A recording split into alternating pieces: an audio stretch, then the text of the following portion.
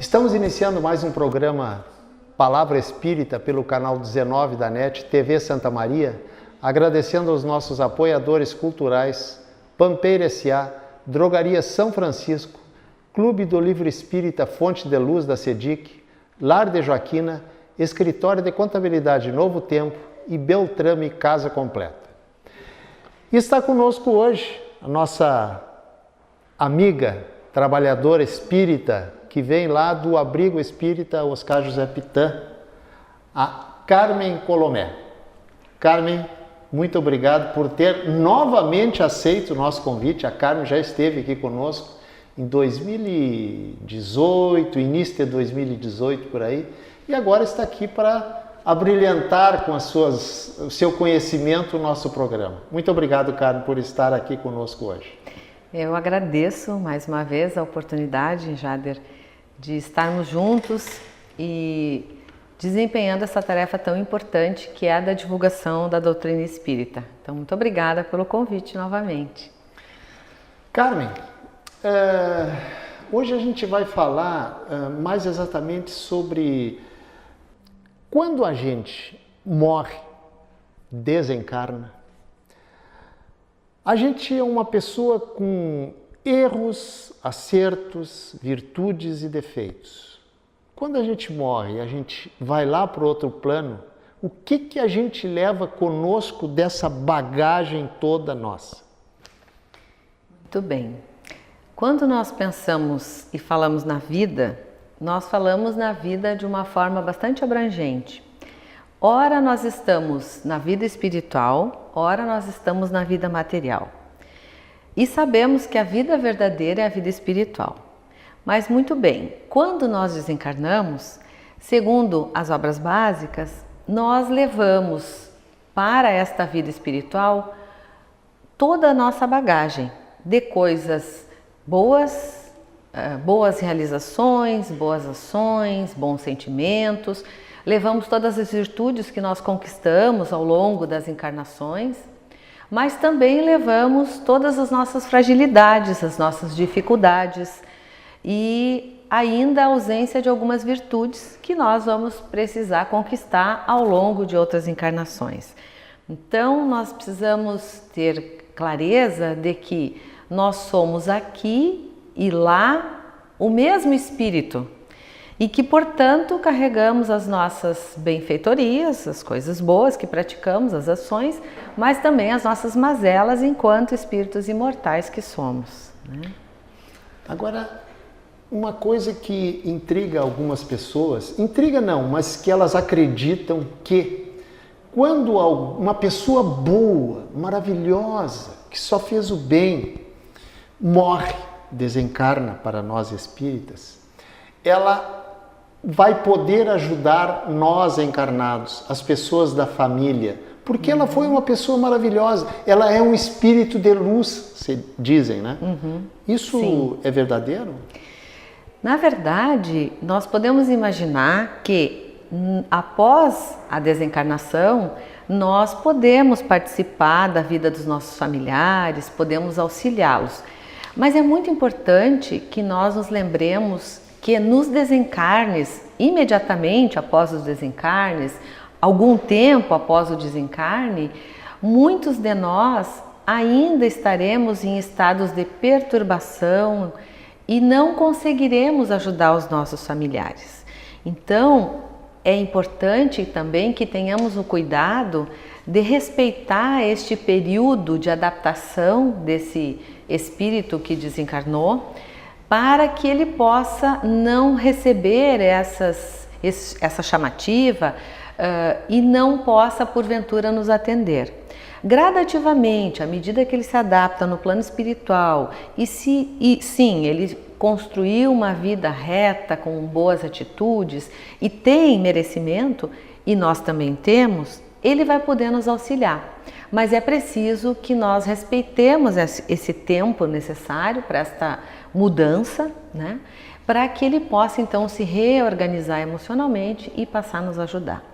Claro que quando nós falamos de espíritos encarnados na Terra, nós não podemos imaginar essa santidade, essa santificação, né?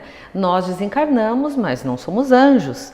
Então, poderemos sim ajudar os nossos familiares de acordo com o nosso merecimento, de acordo com o merecimento deles, mas é preciso que nós compreendamos e que não os perturbemos, porque às vezes os nossos entes queridos desencarnam e nós ficamos, assim que eles desencarnam, rogando que eles nos ajudem, inclusive em problemas cotidianos que cabem a nós mesmos resolvermos e não a eles, né?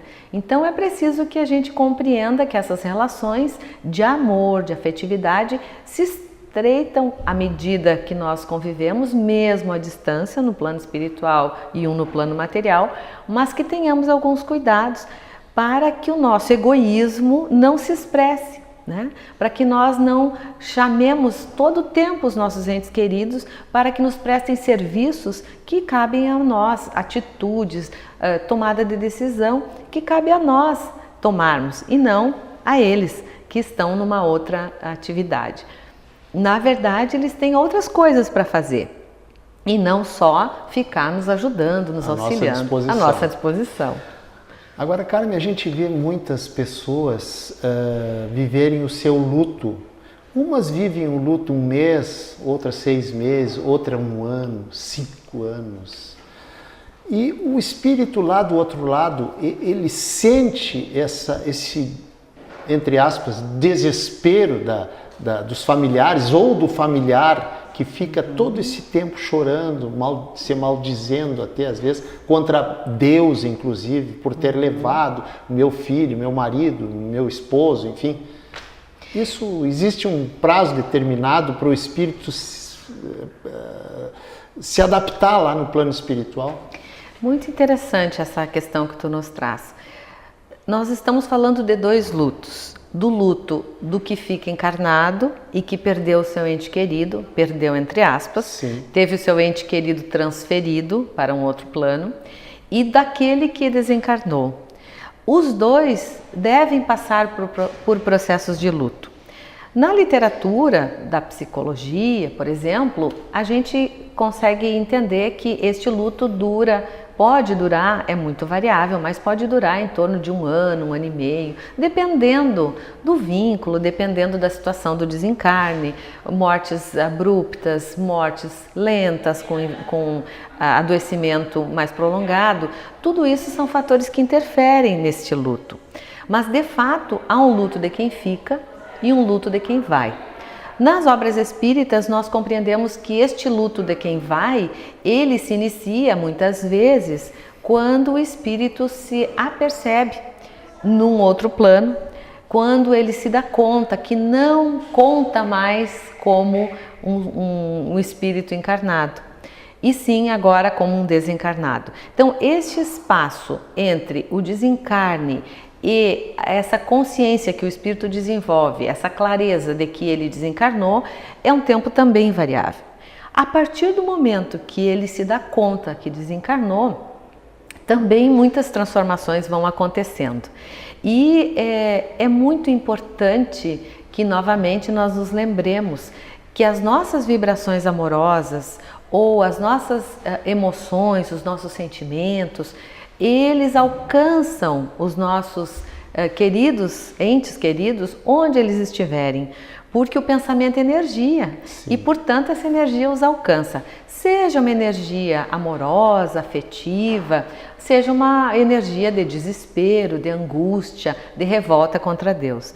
Então, independente dos nossos sentimentos, quando nós vibramos em direção a esse ente querido, ele recebe essas vibrações. Por isso é importante que nós vigiemos a nossa emanação vibratória, né, para que nós possamos alcançar os nossos entes queridos com o amor que eles merecem, com a saudade que fica, porque obviamente o luto ele acontece porque nós temos a certeza que fisicamente não teremos mais aquela pessoa junto de nós. Então é natural, é necessário, é saudável a vivência do luto. E claro que cada criatura lida com o luto de acordo com as ferramentas Sim. que adquiriu ao longo da existência. Né? Bom, nós vamos encerrar o nosso primeiro bloco aqui, mas eu gostaria de deixar uma pergunta para a Carmen para o início do segundo bloco, para ela ir pensando no intervalo. Carmen, quando a pessoa desencarna, vira um espírito, que tempo ele leva para saber, se é que não sabe na hora, morri, desencarnei? Como é que acontece isso lá? Quanto tempo demora para a pessoa se aperceber que está num outro plano? E dizendo isso, vamos para o nosso intervalo, não sem antes agradecer aos nossos apoiadores culturais, Pampeira S.A., Drogaria São Francisco, Clube do Livro Espírita Fonte de Luz da CEDIC, Lar de Joaquina, Escritório de Contabilidade Novo Tempo e Beltrame Casa Completa. O nosso intervalo é apenas 2 minutinhos e a gente já volta.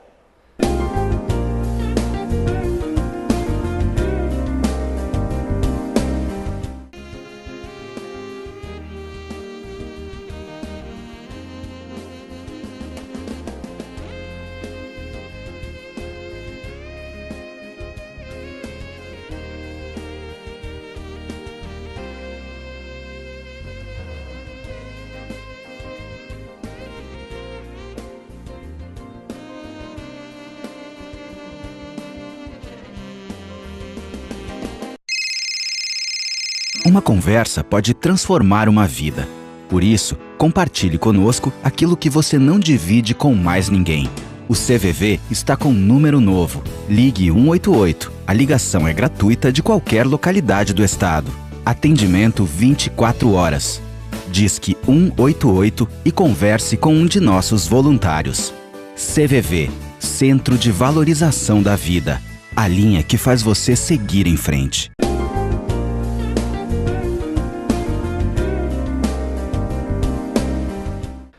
Estamos reiniciando o nosso programa Palavra Espírita pelo canal 19 da NET, TV Santa Maria, agradecendo aos nossos apoiadores culturais, Pampeira S.A., Drogaria São Francisco, Clube do Livro Espírita Fonte de Luz da CEDIC, Lar de Joaquina, Escritório de Contabilidade Novo Tempo e Beltrame Casa Completa.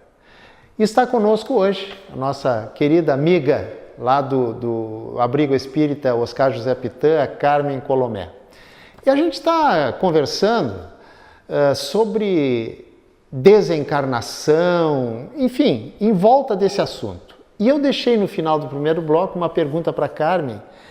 Quanto tempo o espírito que desencarnou leva para se dar conta de que, morri? Quanto tempo, Carmen? 1 mês, 2 meses, 5 dias? Depende muito. Isso vai depender de cada espírito que desencarnou, das suas vivências, da sua necessidade daquela experiência. Então nós temos alguns companheiros que desencarnam e que rapidamente, pelo conhecimento da vida futura, se dão conta que não pertencem mais ao mundo dos vivos. Outros passam anos, séculos, sem descobrir que desencarnaram. Peraí, desculpa te interromper, vamos abrir um parênteses aqui. Séculos? Séculos. Eles passam a viver, obviamente que o século, na perspectiva do mundo espiritual, é um pouco diferente da perspectiva do mundo material. Então, para nós, encarnados, os séculos são 100 anos e é um longo tempo. Provavelmente, certamente, para os espíritos, esses 100 anos não são tão demorados quanto para nós. A percepção do tempo é diferente. A percepção do tempo é diferente. Mas, de qualquer sorte, tudo vai depender da necessidade que aquele espírito tem com aquela situação, das suas características, das suas aquisições morais, para que ele se perceba desencarnado. Isso, como nós falamos anteriormente, pode contar com o concurso dos benfeitores espirituais, auxiliando aquele espírito nesse despertamento, com o concurso de alguns familiares que se preocupam com ele, mas é muito importante que esse espírito desencarnado possa solicitar, pedir a Jesus, aos benfeitores, que o auxiliem, neste processo. Muitas vezes o processo de despertamento gera um desespero, uma angústia, uma tristeza, um luto, como nós falávamos anteriormente. Porque a partir dali ele já não terá a vida que tinha, não participará da família como participava. Em algumas situações extremas são jovens que deixam suas famílias, são recém-casados que se separam, são pais muito jovens, tiveram filhos recentemente e desencarnam, mães que morrem no parto, por exemplo, com toda uma expectativa de cuidar daquele bebê. Então o despertamento é muito variável, mas nós precisamos nos lembrar que ele também faz parte da grande estrutura e da grande organização que é determinada para a evolução espiritual. Então nada acontece por acaso, certo. O despertamento vai acontecer na medida e no tempo daquele espírito para o seu bem. Isso é preciso lembrar. Mas agora, Carmen, me explica uma coisa para os nossos telespectadores também. O espírito desperta no mundo espiritual. Mas lá não é tudo diferente do que era aqui na Terra, para ele não se dar conta, opa, morri, aqui é tudo diferente, aqui será que é o céu, o inferno, o purgatório, o limbo? Na verdade, os espíritos nos dizem que o mundo espiritual, que a Terra é uma imagem pálida do mundo espiritual. Nos mundos espirituais mais harmonizados, nas colônias de recuperação dos espíritos, a natureza é mais exuberante, as cores são mais fortes, as flores são mais lindas e ele é um mundo parecido com o nosso. Ele tem algumas características que dificultam essa identificação imediata, né? Alguns espíritos, ao desencarnarem, ainda precisam de sono e repouso, ainda precisam de uma alimentação frugal, ainda precisam de vestes. E isso tudo vai depender do grau evolutivo do espírito. Quanto mais evoluído, menos coisas ele vai precisar que lembrem o homem da Terra. Quanto menos evoluído, mais coisas, mais dependente do mundo terreno ainda ele vai permanecer. No processo evolutivo, ele vai gradativamente se libertando de todos esses processos. Mas, num primeiro momento, ele pode, sim, demorar a se dar conta que desencarnou. Porque ele se enxerga, né, como um ser encarnado ainda. Ele tem as sensações, os sentimentos, né, as necessidades dos homens encarnados. Portanto, ele não estranha, não tem o estranhamento que deveria ter e que gradativamente vai acontecendo ao longo do tempo. E à medida que ele vai evoluindo, digamos, vai se apercebendo da sua situação, ele vai se transformando num ser, digamos assim, melhor do que ele era aqui? Sim, provavelmente, desde que ele empreenda esforços para isso, desde que ele tenha vontade e desejo de se melhorar. Então nós temos muitos relatos de espiritualidade, de espíritos que permanecem no mundo espiritual por muito tempo, num estágio estacionário, vamos dizer, né? O espírito não retrograda, não regride, mas também não progride, porque não decide progredir. Em um determinado momento nós sabemos que todos iremos progredir. Então esse momento em que ele fica na espiritualidade é um momento também de possibilidades de aprendizado, mas ele precisa desejar, aprender outras coisas, fazer outras coisas, né? Agora, uma pergunta que é a dúvida de muitas pessoas, inclusive pessoas que eu conheço, da minha relação. Se a pessoa foi uma pessoa reta, honesta, ética, qual a necessidade de reencarnar? É porque a reencarnação, a reentrada num corpo material, num corpo físico, ela oportuniza algumas experiências que, estando o espírito no intervalo entre a desencarnação e uma nova encarnação, ou seja, na erraticidade, ele não tem a possibilidade de vivenciar. Então, muitas experiências só são possíveis e só são potencializadas quando estamos ocupando um corpo material, um corpo físico. E aí, portanto, a importância da reencarnação. A reencarnação é sempre uma manifestação muito clara da justiça divina e da misericórdia que Deus tem para conosco. porque tem algumas situações que nós não conseguiremos entender se não for a luz da reencarnação, né? Carmen, é correto dizer que aqui na Terra, aqui no nosso planeta escola, porque esse é um planeta escola, né, estão os gatilhos que fazem aflorar no espírito agora encarnado tudo aquilo que no mundo espiritual não faziam aflorar nele, por exemplo, a raiva, a inveja, o ciúme, enfim, o rancor e por aí por diante. Exatamente. Na espiritualidade, na erraticidade, nesse período em que ficamos tendo a possibilidade de aprender outras coisas, evidentemente vamos aquinhoando valores, mas é no plano material que nós temos a oportunidade de vivenciá-los. Então é como se nós, na teoria, aprendêssemos na erraticidade, no mundo espiritual, mas a prática, ela se dá no plano material. E é aqui, exatamente, que se apresentam essas situações para que a gente possa ser testado. E inúmeras vezes nós nos apercebemos reprovados no teste, né? Na escola, né? Então, em muitas oportunidades, nós não vencemos a nós mesmos e fracassamos naquele teste. Mas Deus, na sua infinita bondade, nos oferece outras oportunidades. E eu sempre digo que talvez a grande marca de Deus na nossa vida seja o amanhecer do novo dia. Porque cada dia amanhece repleto de novas oportunidades. Então, se nós nos equivocamos ontem numa ação, hoje nós podemos acertá-la. Se nós nos equivocamos numa encarnação, na próxima nós podemos reparar os erros, né?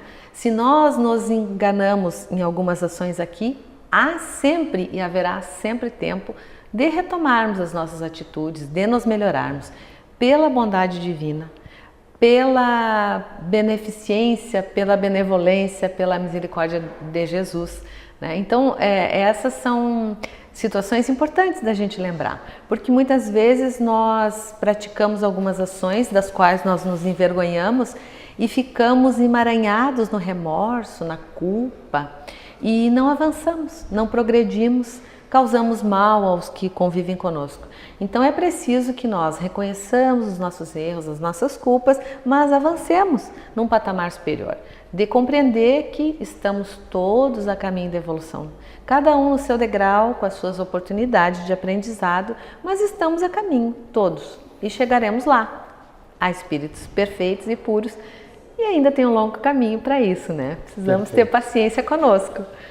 Carmen, nós, enquanto espíritos materializados, que nós estamos, tu e eu, encarnados, nós temos, não todos, mas quase todos, medo de morrer, né? As pessoas têm medo de morrer. Sim. O espírito lá, quando ele sabe que ele vai reencarnar, aí vem a minha pergunta: quem tem mais medo? Eu tenho medo de morrer enquanto encarnado, ou o espírito desencarnado tem mais medo de nascer, de reencarnar? É claro que isso não é uma regra geral, né? Quem tem mais medo é quem está encarnado ou quem está desencarnado. Mas pela lógica, quem é que tem mais medo? Muito interessante a tua pergunta. Pela lógica, quem deve ter mais medo é quem está reencarnando. Quem está lá do outro lado. Lá do outro lado. Por quê? Porque ele tem um planejamento reencarnatório que ele desenhou, que ele, junto com a espiritualidade, construiu, cheio, repleto de desafios. E ao adentrar num corpo de criança, ele vai sofrendo o aprisionamento.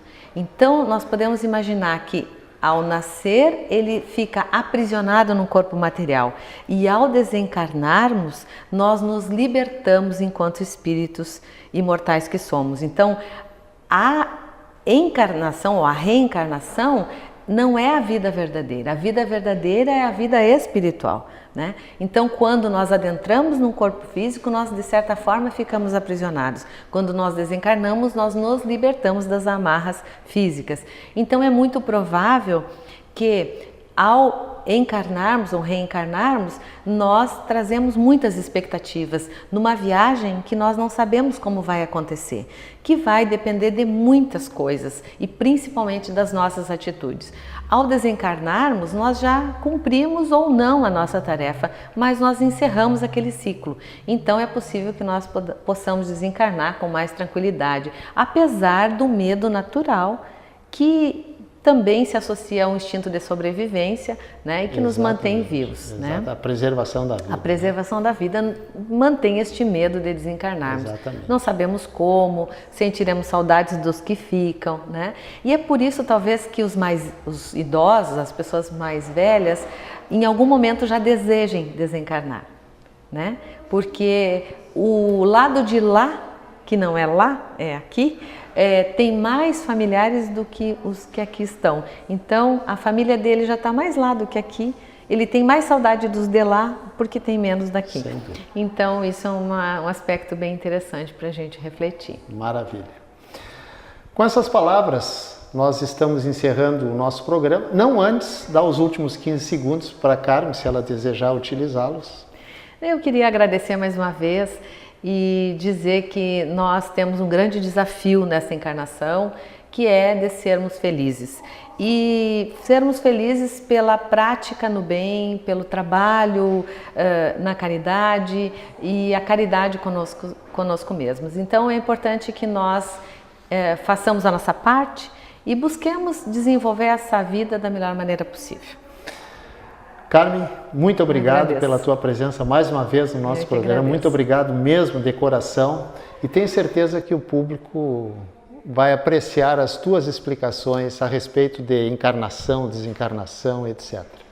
E dizendo isso, a gente, infelizmente, encerra o nosso programa de hoje, agradecendo mais uma vez os nossos apoiadores culturais, Pampeira S.A., Drogaria São Francisco, Clube do Livro Espírita Fonte de Luz da SEDIC, Lar de Joaquina, Escritório de Contabilidade Novo Tempo e Beltrame Casa Completa. Muito obrigado e até o nosso próximo encontro.